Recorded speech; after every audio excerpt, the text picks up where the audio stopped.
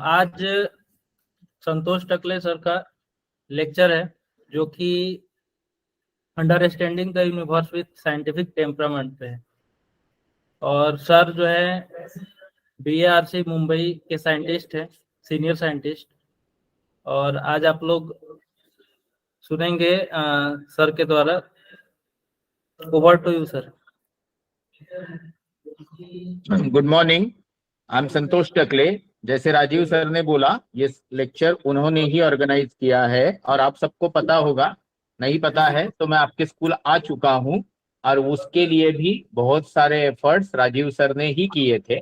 उनको बड़ा इंटरेस्ट रहता है कि बहुत सारे अच्छे अच्छे लोग, ज्ञानी लोग, जानकार लोग उनके स्कूल आए और बच्चों को मार्गदर्शन करे, उनको प्रेरणा दे, ताकि भविष्य में उनमें से ही कोई अच्छे बच्चे आगे जाके IAS बने, IPS बने, देश की सेवा में आर्मी, नेवी, एयरफोर्स ज्वाइन करे और इसी तरीके से गांव से होते हुए गांव का भविष्य निर्माण करते हुए, खुद का भविष्य निर्माण करते हुए वो देश के और मानवता के काम आ सके। तो ये राजीव सर की जो गहरी सोच है, उनके एक दोस्त है मंगलम कुमार मिश्रा, उनकी मदद, ऐसे ये दो जरूरी लोगों की मदद से मेरे बिहार के हर डिस्ट्रिक्ट में लेक्चर हुआ तकरीबन 2019 में।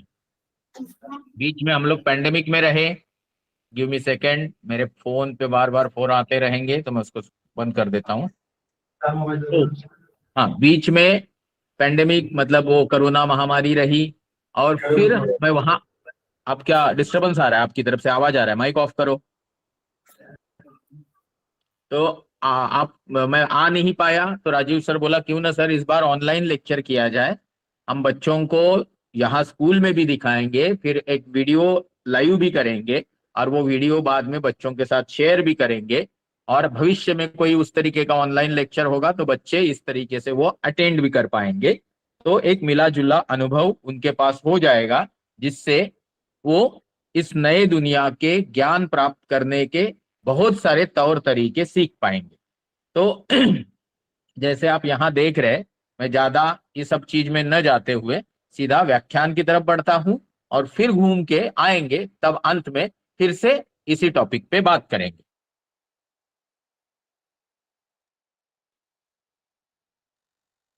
के टॉपिक पे हम बात करेंगे बहुत ज्यादा हिंदी में, थोड़ा इंग्लिश में।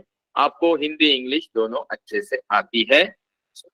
इंटरेस्ट यही है कि आपको लेक्चर इंजॉयबल लगे और इस इंजॉयमेंट में आप कुछ सीखे भी नई चीज। Okay, as you can see हम बात करने वाले हैं एस्ट्रोनॉमी पे, यूनिवर्स पे, एंड ये सारी बातें, all this things we will be seeing through the lens of scientific thinking. Let's get into the today's class, because if I'll keep talking about some around things, then probably main topic will be left out. So let's get. Today we have 50 to 55 minutes. हम बात करेंगे इस ब्रह्मांड की। तो पूरा विश्व घूमना है। मैंने यहाँ पे स्पेस शटल को ही चुना है, जो 21वीं सदी का 21st century's iconic example of technological achievement of human civilization. So now the question comes. If I will ask you what is the weight of space shuttle system shown in your picture, that is incomplete question.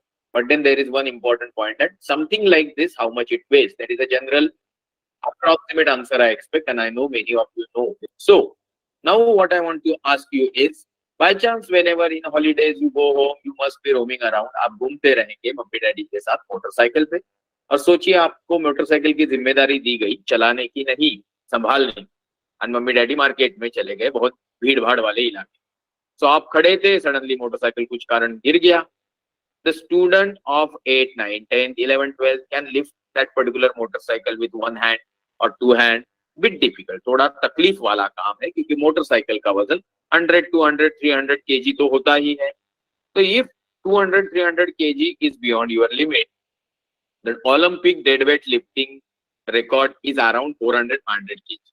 And why I ask you the weight of space shuttle system is, space shuttle system weighs 6 lakhs, 10 lakhs, maybe 20 lakhs, maybe 30 lakhs.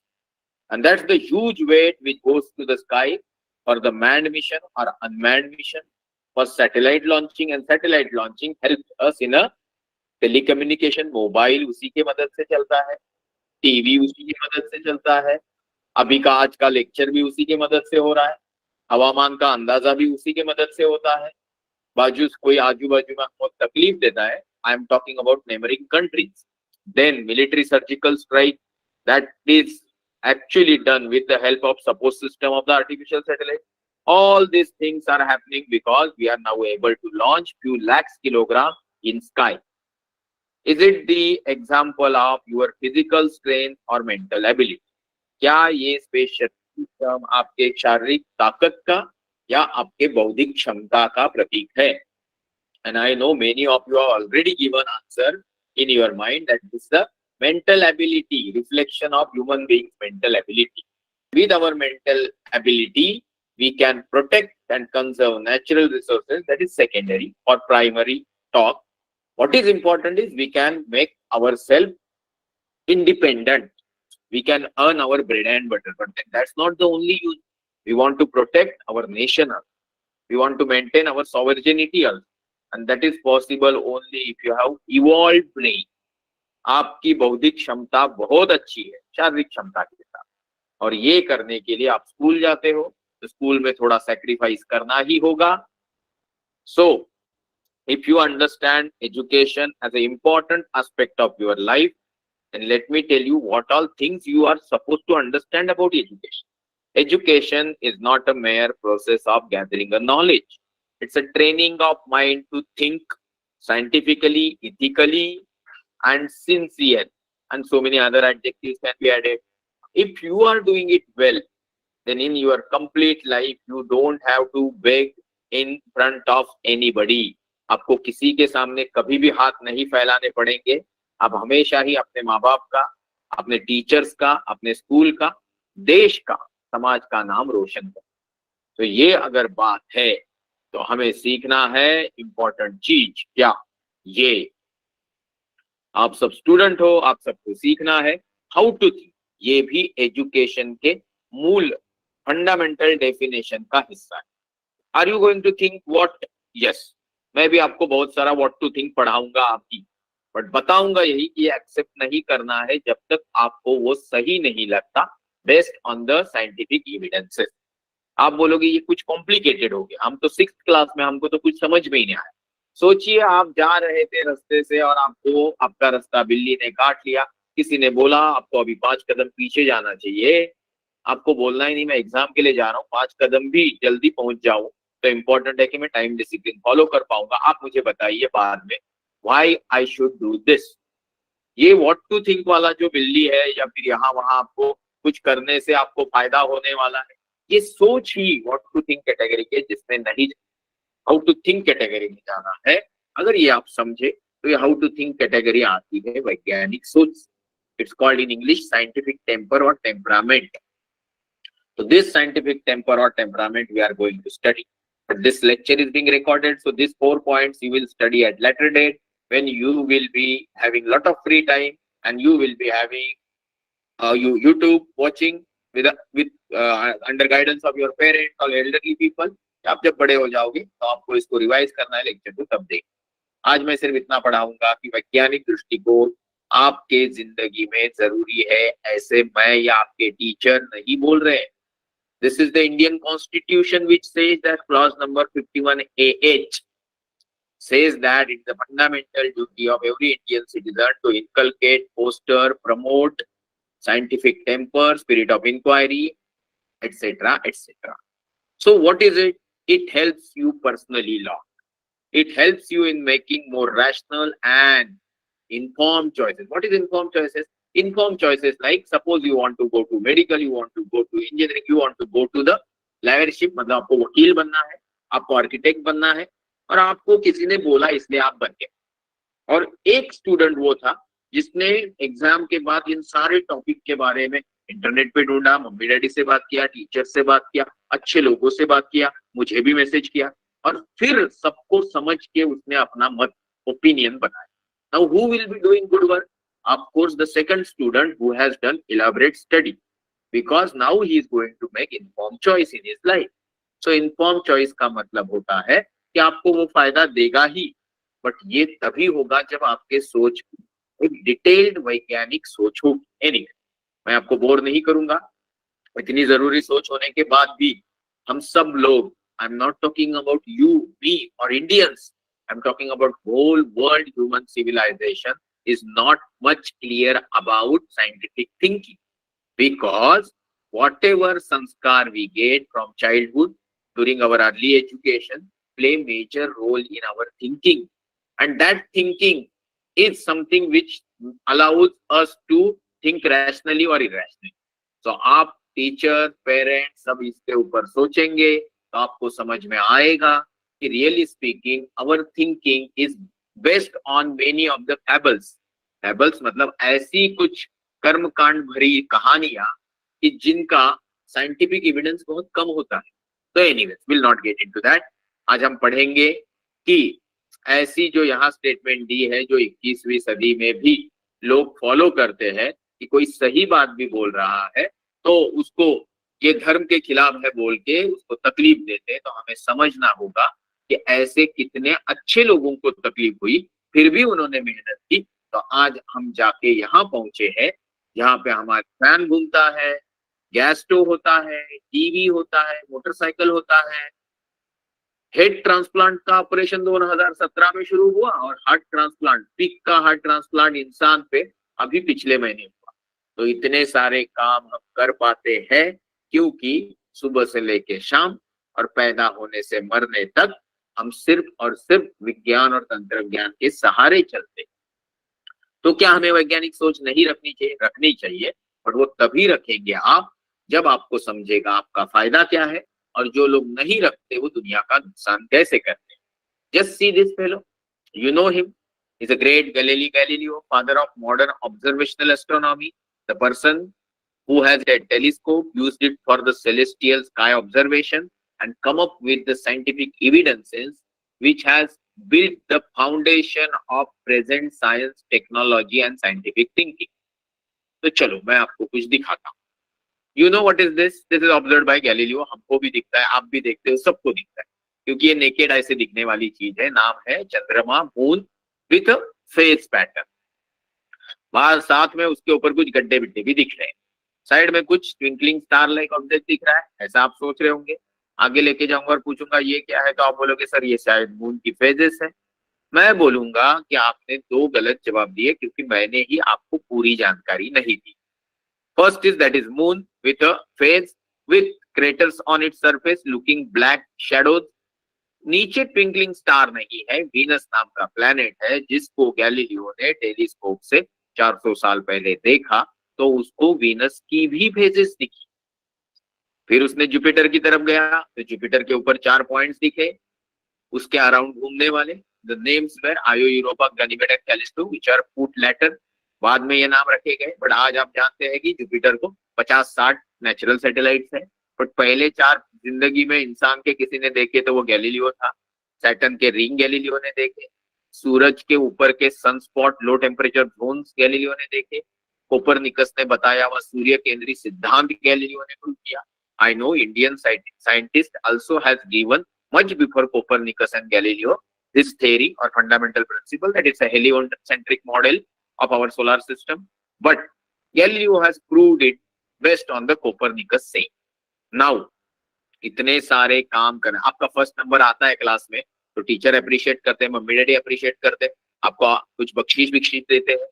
Galileo did not receive any award or recognition. He was put into the jail. उनको 16 साल jail में डाला गया। आखिरी 5 साल वो अंधे थे, फिर मर गए, फिर उनके नाम का स्टैचू भी नहीं बना। ये क्यों हुआ? क्योंकि गैलीलियो जो बोल रहे थे वो दुनिया को पता ही नहीं था। दे वर इग्नोरेंट अबाउट दैट। एंड उस जमाने में विज्ञान वैज्ञानिक सोच का कोई इंपॉर्टेंस नहीं था। उस जमाने में एक ही चीज चलती थी, धर्म की लाठी, और उसी के सहारे दुनिया चलती थी। आज भी बहुत सारे लोग जो विज्ञान के कारण पेट भर रहे हैं, कुछ भी छोटी मोटी बात हो जाए तो सर पटकने यहाँ वहां चले जाते हैं। आपको पढ़ लिख के ये नहीं करना है, ऐसा नहीं बोल रहा हूं मैं। ये बोल रहा हूं कि आपको सब कुछ सोच समझ के करना है, और समझ जो है वो वैज्ञानिक दृष्टिकोण से भरी भरी होनी चाहिए। नहीं तो नेशनल साइंस डे सेलिब्रेट करके कुछ फायदा नहीं है। तो अगर इतना कुछ गैलीलियो ने समाज के लिए तकलीफ उठाते हुए किया और उससे हमारा फायदा हुआ, तो जब आज हम विज्ञान पढ़ रहे हैं और विज्ञान इस्तेमाल कर रहे हैं, तो क्या हमको भी गलत फहमियां हटाने के लिए थोड़ा पढ़ना नहीं चाहिए? बढ़ेगा तभी तो बढ़ेगा India. So let's try to revise some concept which we know already.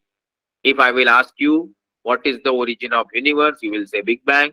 Then I will ask you whether it is the correct, you will say yes. Scientifically it is told or taught to us, हमको पढ़ाया जाता है कि big bang इस ब्रह्मांड, कायनात, विश्व के निर्माण का प्रमुख फंडामेंटल थ्योरी है. So if I will say छोड़ो, just tell me around your school, college or incident there is one small mountain.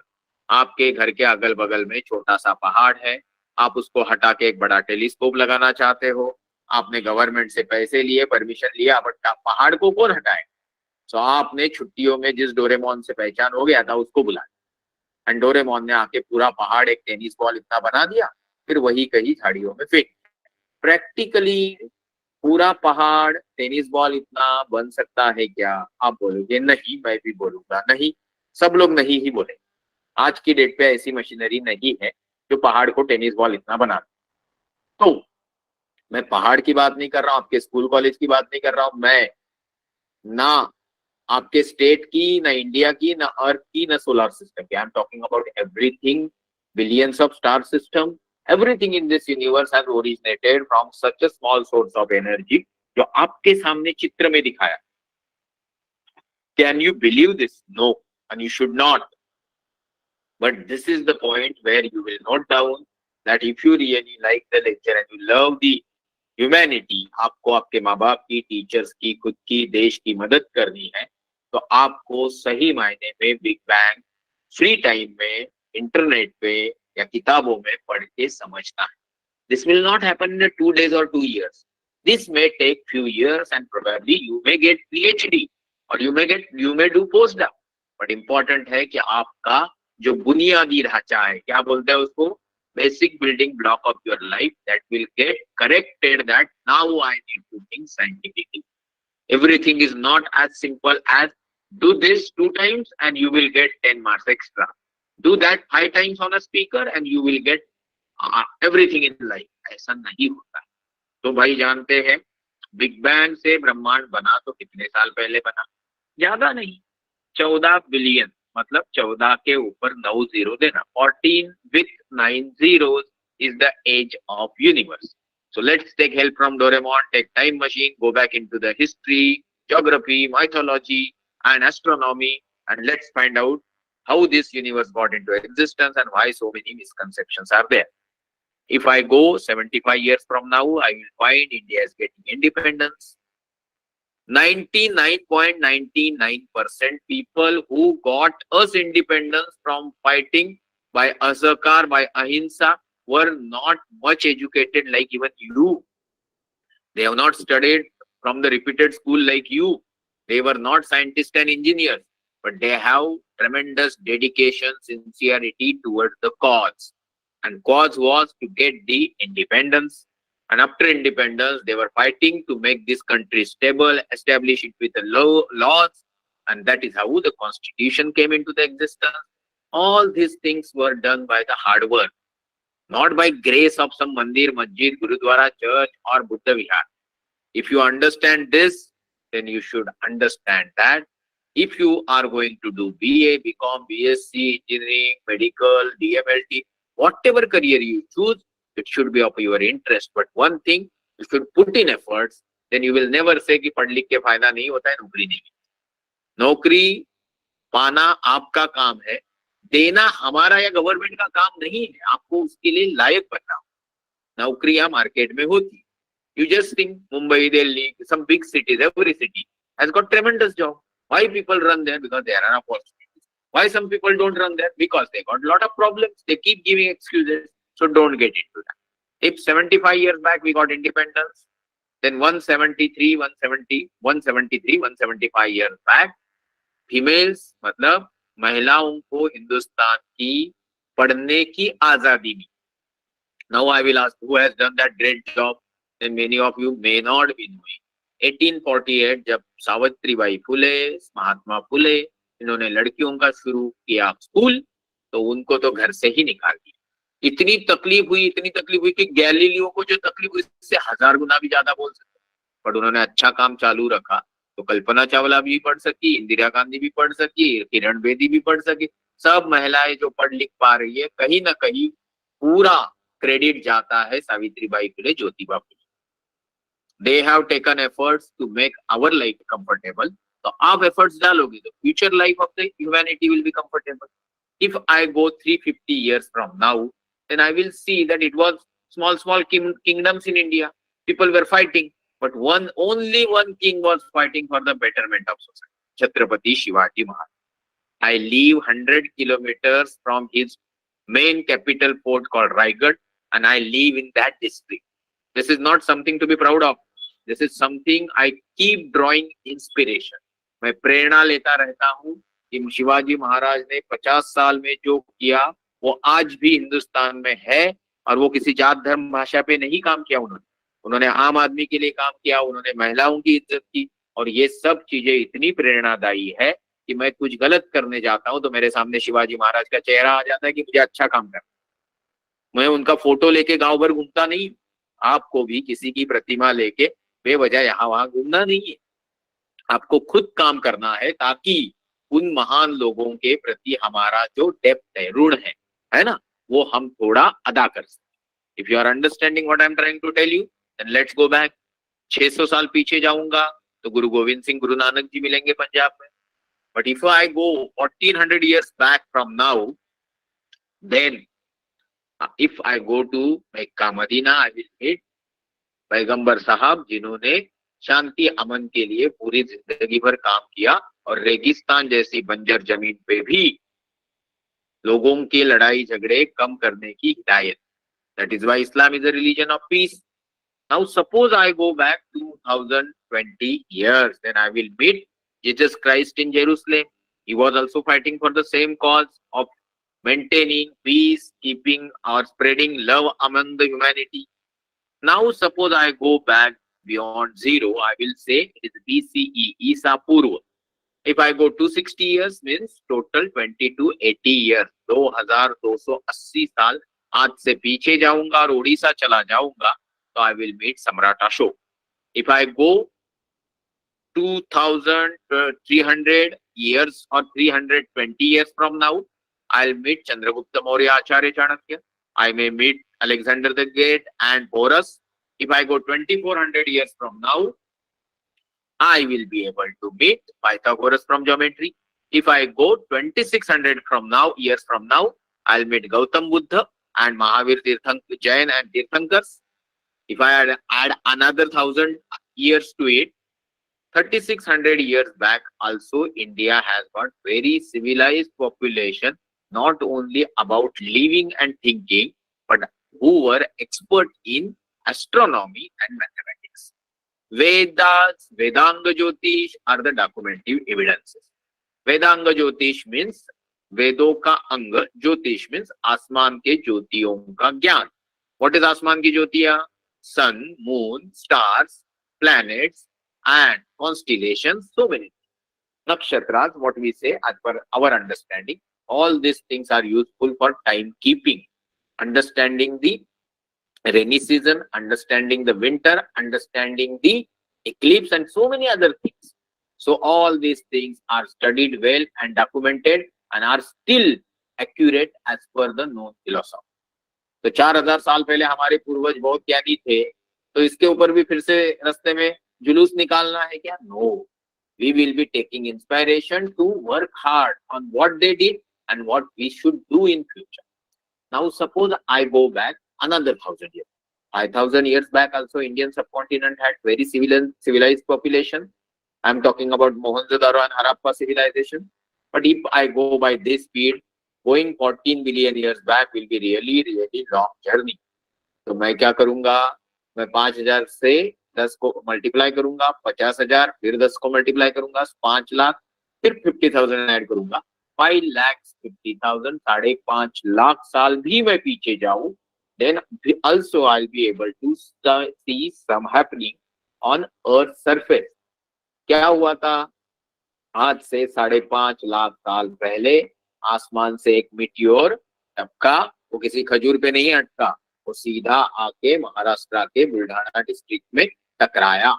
वहां पे एक बड़ा सा तालाब, क्रेटर बनाया, जैसे चंद्रमा के ऊपर है। That crater is waiting for the students to visit and get updated about the scientific knowledge, where the whole world scientists are visiting, but students are not coming because there are a lot of problems, including they are busy in doing religious rituals with their family. Valuable time of your life should not be wasted in any rituals, but it should be wasted, it should be used in exploring the universe, understanding and receiving the experience, which will make you double useful than knowing only theoretical things. तो 5.5 लाख साल पहले बना Lonar lake आपका इंतजार कर रहा है। Side में देवगिरी फोर्ट है, वही अजंता एलोरा केव्स है। आपको कभी भी आने की इच्छा हो तो आई stay 450 kilometers from that place. I can accommodate you in my house, but transport and other arrangements need to be taken care by your team. So let's go back further. 5.5 lakh साल पहले पृथ्वी के ऊपर अगर लोनार लेक बना, तो इस पृथ्वी के ऊपर 5.5 लाख साल पहले भी जीव थे, जंतु थे, बड़े बड़े प्राणी थे, जिनको हम डायनासोर्स बोलते हैं। डायनासोर्स तकरीबन 6.5 करोड़ साल पहले मर गए।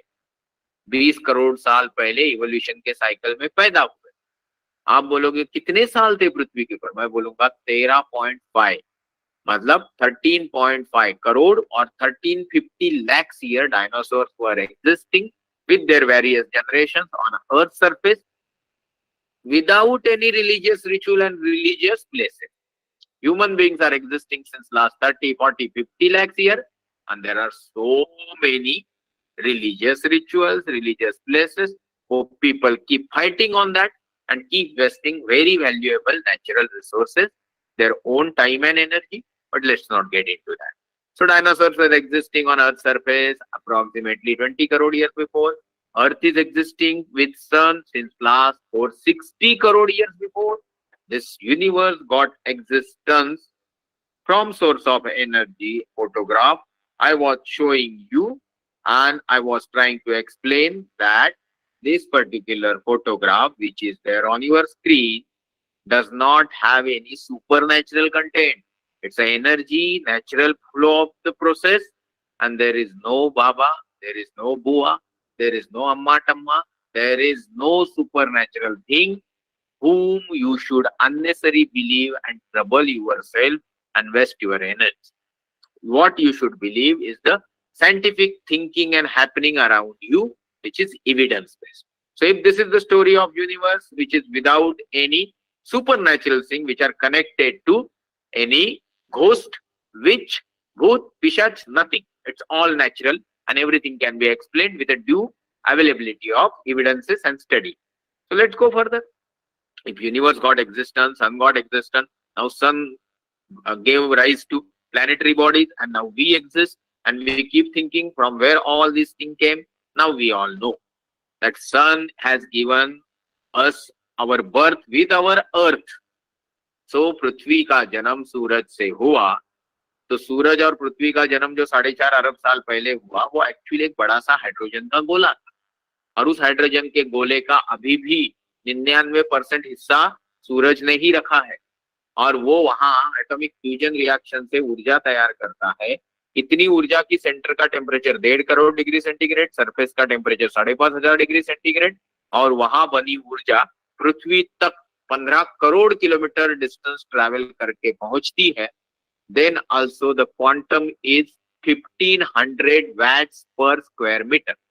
If this energy can be used to the proper conversion, then there will not be energy shortage in world, and then there will not be any war and fighting among some useless countries. They keep fighting because they feel war is profitable and peace is not at all profitable, because they are not mature enough to understand benefits of peace. India is peace-loving country, and you see, we all live so happily and peacefully because somebody is standing on a border in a very troublesome winter and very troublesome heat. So those are the armed forces. Anyway, what is important here is, if you understand energy and you want to know it, then let me tell you. LPG cylinder in your kitchen is a energy source. Domestic LPG cylinder has got 14 to 15 kg of LPG, and it can cook one family's food for the 3 to 2 months. 14 kg, 3 months. Now, hydrogen used on a sun is not 14 kg, 3 months. It's 600 billion kg per second. And I told you energy conversion. This is nuclear fusion. I am nuclear scientist. I work for something good of the nation, and whatever money I get as a salary, I use for the good cause. That is an additional feather in respect.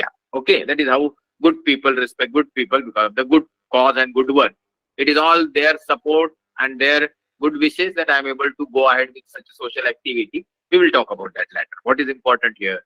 If it is an energy source, it is such a wonderful thing.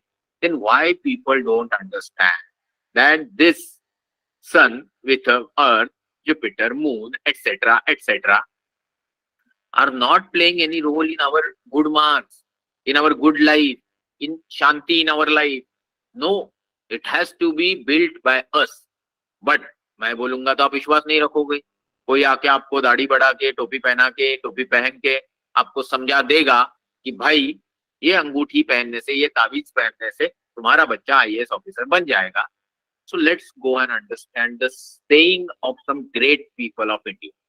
12th January, what reminds you? It's a National Youth Day celebrated in name of Swami Vivekananda ji, who was really great person. If you talk about science, if you talk about Adhyatma, if you talk about the international exposure of him and exposing Indian culture to the international world. So anyways, Swamiji said, human beings are the architect of their own destiny. इंसान उसके भाग्य का खुद विधाता है. मतलब होता है भाई, अंगूठी ताबीज ये वो मत पहनो, मेहनत करो. बट मैं बोलूंगा तो आप विश्वास नहीं करोगे. So let's go on a journey to know the example facts. मैं आपको आज से 90 साल पीछे चला गया, लेके गया तमिलनाडु में, रामेश्वरम में. वहां पे देखा आप जैसा एक बच्चा. अच्छे स्कूल तो थे, बट घर पे बहुत अच्छी कंडीशन नहीं थी. तो जो भी स्कूल है अच्छा ही था, पढ़ रहे थे, न्यूज़पेपर तक बेच रहे थे. पढ़ते BSc किया, पढ़ाई छोड़ा नहीं, इंजीनियरिंग भी किया. फिर आगे जाके फाइटर प्लेन का पायलट बनने गए.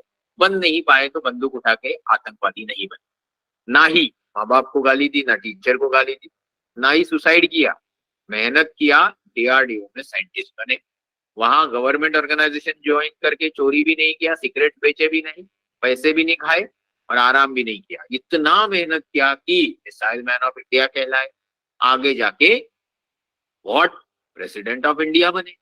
And we all, at least I am going to say this sentence till I die, APJ Kalam was the best president of India. क्यों बोल रहा हूं मैं? Because I respect him. आप भी यही सोचते हो, मुझे मालूम है. So when we talk about Dr. APJ Kalam Sahab, do we think about his religion? Do we think about his caste? Do we think about his language? No. Then why we keep thinking about these all differences when we talk to our friends, when we talk to our neighbors, when we talk to anybody who is Indian? Indians has got only one religion and an identity, that they are Indians. And full stop. If you understand this, then you should understand that APJ Kalam, Mother Teresa, or it's Swami Vivekananda ji, all people have got wonderful thing to tell us is from their life, not from their religion and caste and language. So if you are, it is clear, the very important message is start working hard on your skills, on your interest. If you have some special interest, work extra on that, but keep working hard. So this is about understanding takings from the solar system. Now let's go further. If somebody tells you कि भाई ये जो बेजान सी पृथ्वी है, इसके ऊपर human beings जो इतने हैंडसम ब्यूटीफुल है, वो डार्विन के थ्योरी के हिसाब से आए, तो आप बोलोगे मतलब बंदर से इंसान आए? तो हमारे जंगलों में तो कितने बंदर हैं, तो उनके सबके इंसान क्यों नहीं बनते? हमने तो एक बार केज में 10 बंदर रखे थे, उनको खाना खिलाया, पिज्जा खिलाया, शैम्पू किया, बट ना उनके 15 दिन में बाल झड़े, ना महीने भर में पूंछ झड़ी. ना 2-3 महीने बाद उन्होंने हमको बोला कि भाई पैंट शर्ट दे दो, स्कूल जाना है। सो आप कैसे बोलते हो बंदर से इंसान बने? ऐसे बोलता हूँ कि बंदर से एप, एप से इंसान बनने की प्रक्रिया 2 साल की, 2000 साल की नहीं है। ये शायद 2 लाख या 2 करोड़ साल की हो सकती है ना? हो सकती है। So it's a evolution. If monkey has given existence to ape, from where ape monkey has got existence, maybe from some mammals or some animals with a backbone। तो बैकबोन वाले एनिमल कहाँ से आए? उसके पहले से। करते करते पीछे जाएंगे तो सवाल आता है, from where we got life from non living things. Correct answer is from water mostly. पानी कहाँ से आया पृथ्वी पे ऊपर?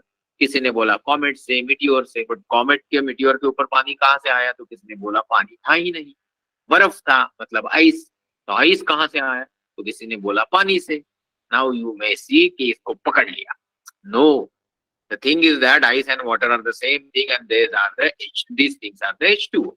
सो यहाँ सवाल ये है, H और O कहाँ से आया?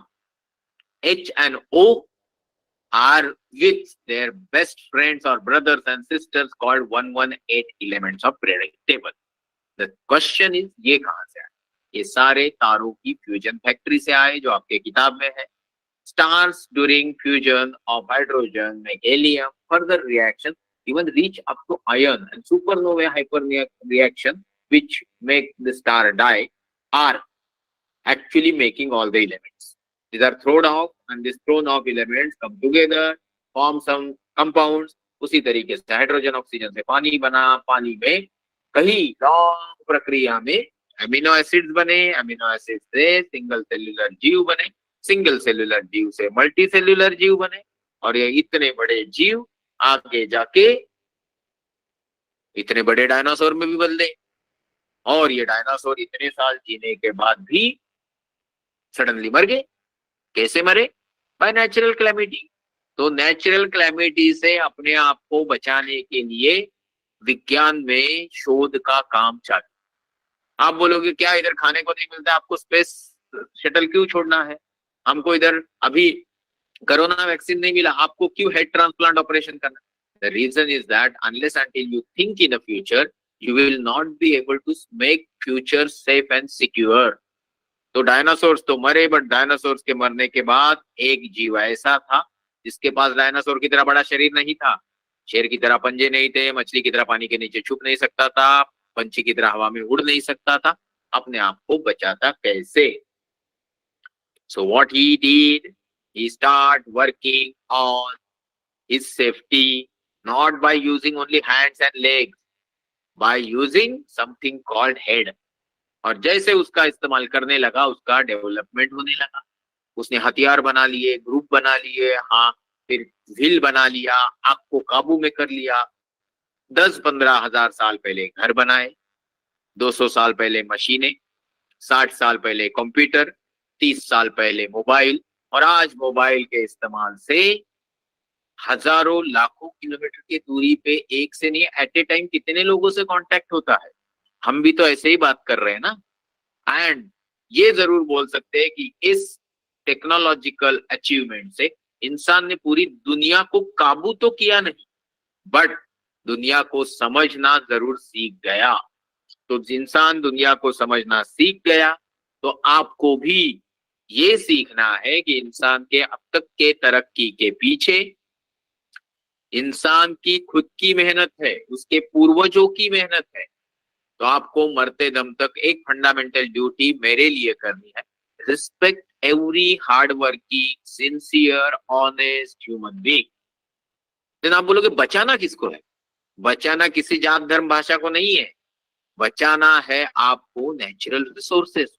सो आपको, हमको, सबको एक सिखाना है इंसान का रिस्पेक्ट करना, और उसी के मदद से यूनिवर्सल ब्रदरहुड लाके दुनिया में शांति कायम करना।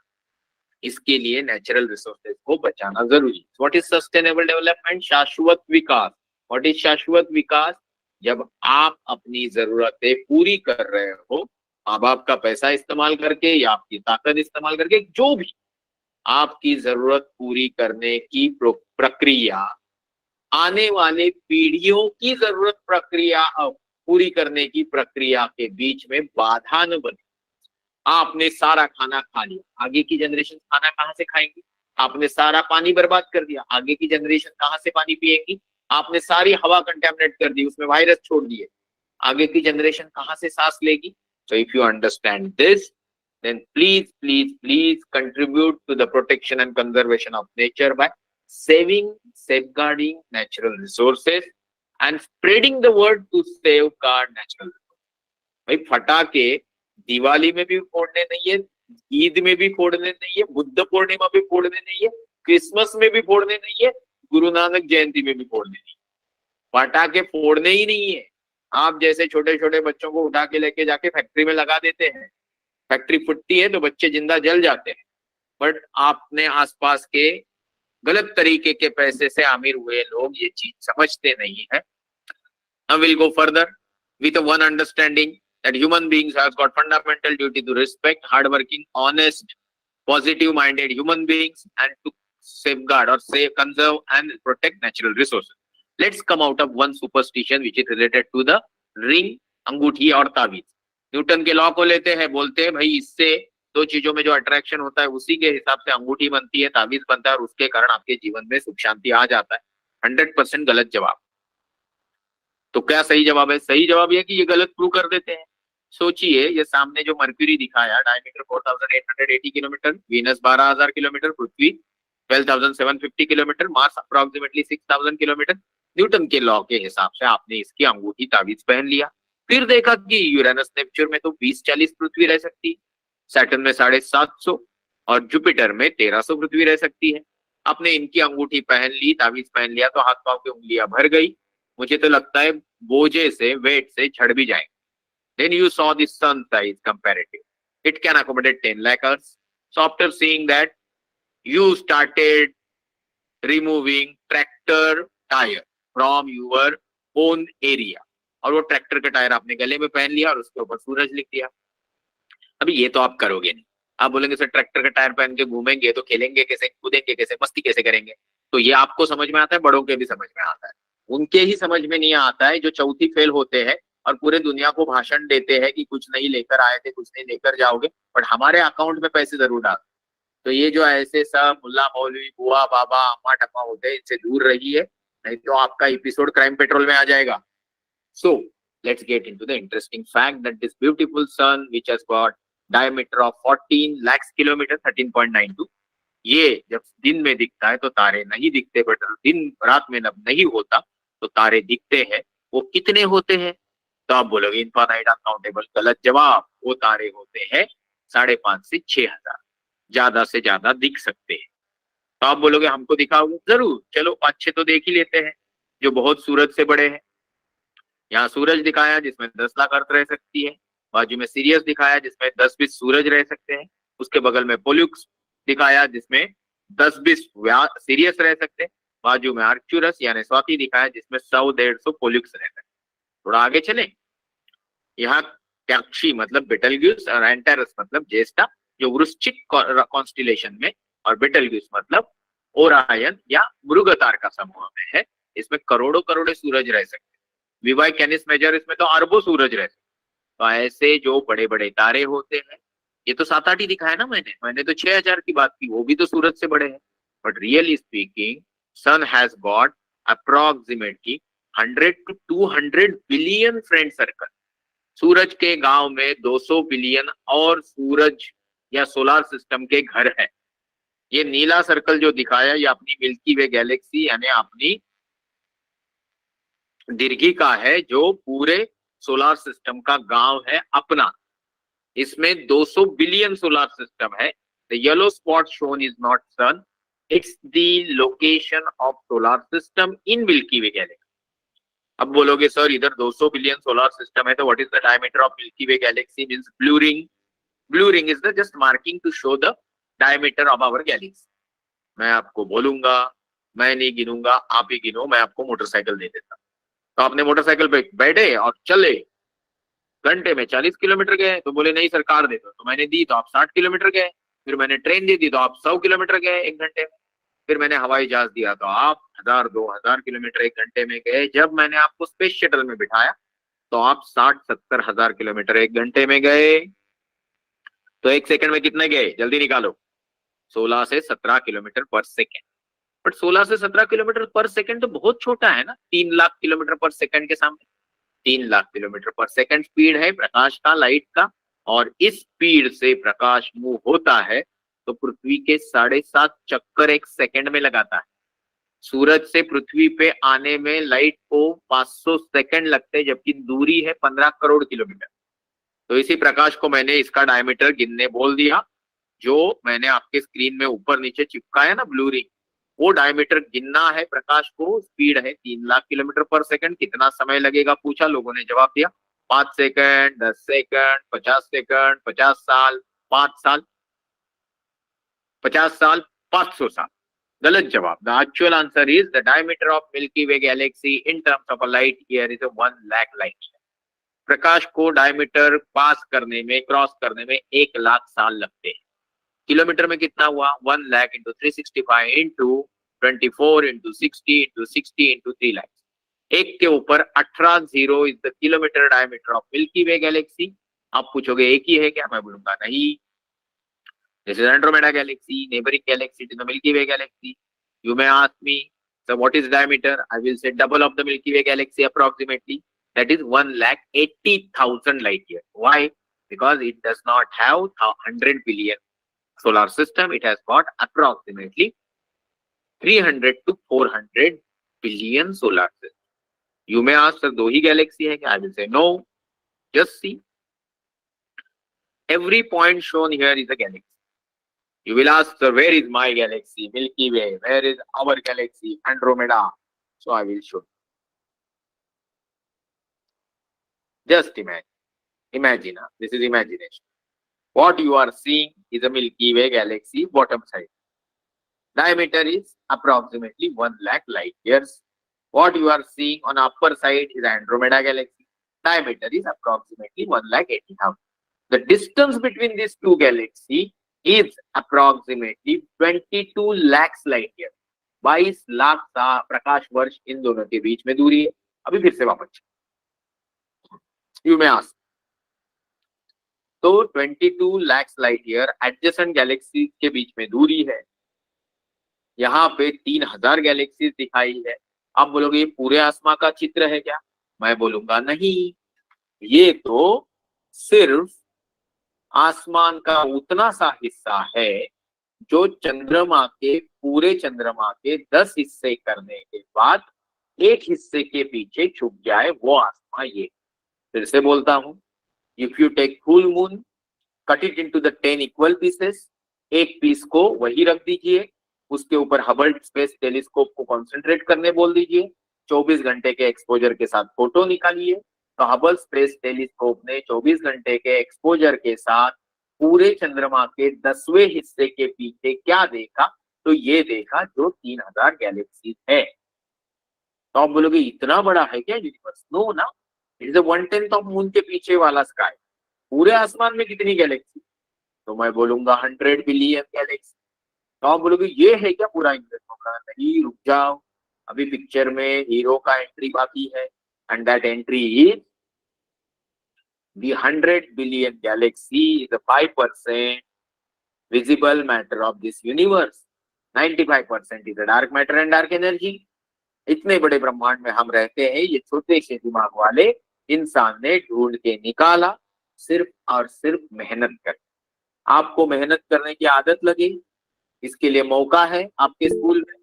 आप टॉयलेट बाथरूम साफ कर सकते हो, आप अपने बर्तन खुद ही साफ कर सकते हो, आप स्कूल में साफ सफाई रख सकते हो, टीचर्स को पढ़ाने में मदद कर सकते हो।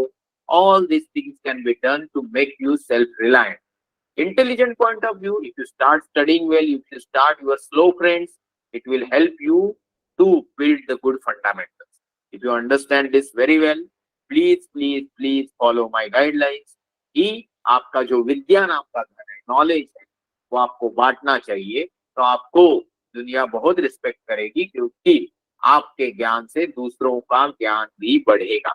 इसको बोलते ज्योत से ज्योत जलाते चलो। Anyways, so let's go further. If you understand कि अब तक हमने जो पढ़ा वो सब नेचुरल था, इंसान ने इतनी मेहनत करके इतनी जानकारी ली क्योंकि इंसान मेहनती है। आपको भी ग्रेजुएट बनने के लिए 15 साल स्कूल जाना पड़ता है, सर्टिफिकेट लेने नहीं, नॉलेज लेने, डिसिप्लिन सीखने, बड़ों का आदर करना सीखने। ये स्काई ऑब्जर्वेशन वाली स्लाइड है। हम दुनिया भर के तारे, कॉन्स्टिलेशन, मीटियोर शॉवर स्काई में देख सकते हैं, पोल स्टार पहचान सकते हैं, सप्तर्षि और कैसियोपिया की मदद से ओरायन नेबुला भी देख सकते हैं, ओरायन में से विटलग्यूस अजन्य पहचान सकते हैं, और ओरायन नेबुला जहां तारों का जन्म होता है वो भी देख सकते हैं। एंड्रोमेडा गैलेक्सी भी नेकेड आई से देख सकते हैं। ये सारी चीजें देखने के लिए टेलीस्कोप का इस्तेमाल आपको करना होगा या नेकेड आई का ऑब्जर्वेशन सीखना होगा। India has got 17.4% of population of the world, but research contribution to the world is almost less than 1%. So please work hard on your field of interest, not necessarily only science and technology.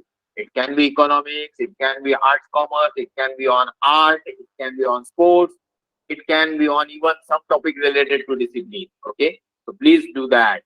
Now let's get to this is Lunar Crater. You may visit some other time there. And this is my number which you can note down. Send your all questions by WhatsApp. वैसे तो Rajiv sir आपके contact में है ही, तो number sir के पास है। Sir आपको feedback link देंगे, पार्टिसिपेशन सर्टिफिकेट का लिंक देंगे, वो कैसे क्या करना है वो राजीव सर बताएंगे।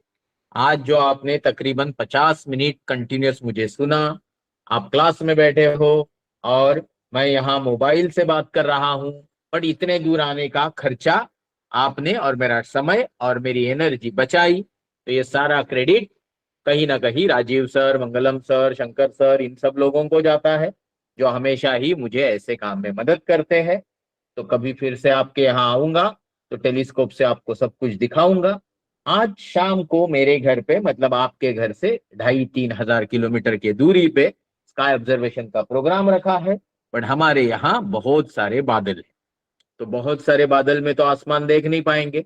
तो मैं सोच रहा हूं अगर शाम को ऑनलाइन स्काई ऑब्जर्वेशन करेंगे सॉफ्टवेयर की मदद से, तो वो लिंक भी मैं राजीव सर को भेज दूंगा, वो आप जिनके जिनके व्हाट्सएप नंबर सर के पास है उनको वो भेज देंगे, नहीं तो फिर कभी करेंगे।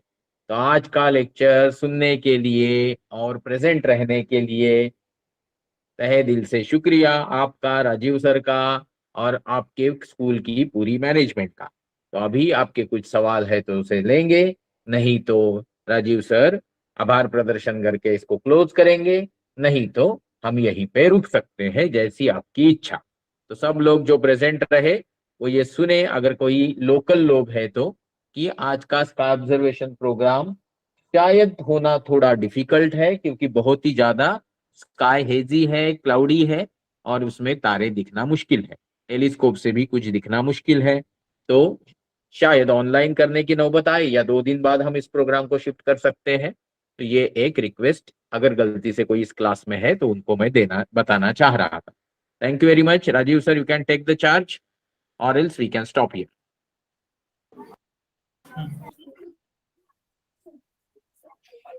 मिस्टर संतोष टाकले जी, बहुत बहुत धन्यवाद सर आपको। मेरे विद्यालय के बच्चों को आपने बहुत सारी चीज विज्ञान के विषय में बताया और बहुत सारे हमारे बच्चे इससे प्रभावित हुए और उनके अंदर विज्ञान संबंधी एक सोच पैदा होगी।